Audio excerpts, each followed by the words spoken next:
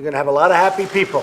President Donald Trump today signed an executive order basically ending the practice of separating migrant children from families that have entered the U.S. illegally at the U.S.-Mexico border.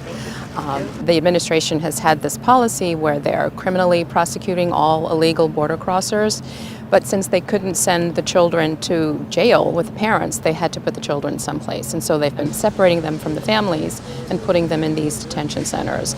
And images of these children in these holding centers, these detention centers, these sort of metal fenced-in type facilities over the past week or two just led to this huge public outcry, including from some of the president's allies as well as his opponents calling on him to stop the practice.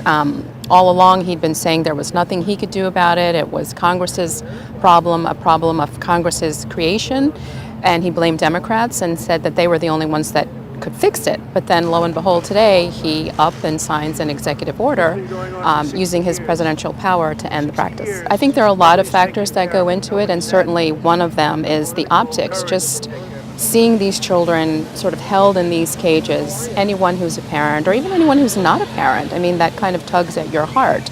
Another issue was the midterm elections. There are a lot of Republicans who are up for re-election in November who were kind of skittish over what was happening. A lot of Republicans in suburban districts are worried about their re-election prospects. So there was pressure, political pressure, as well as sort of the whole optics idea.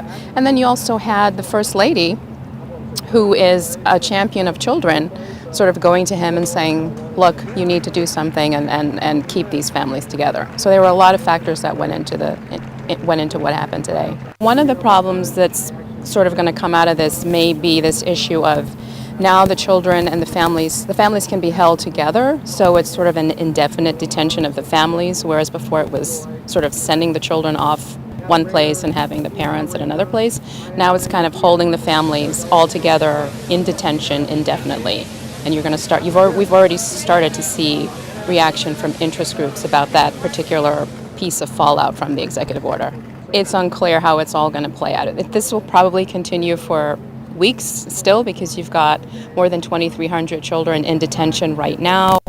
There are questions about what's going to happen to them, how soon can families be reunited, and then you have this issue of indefinite detention. So it'll go on for a while yet still.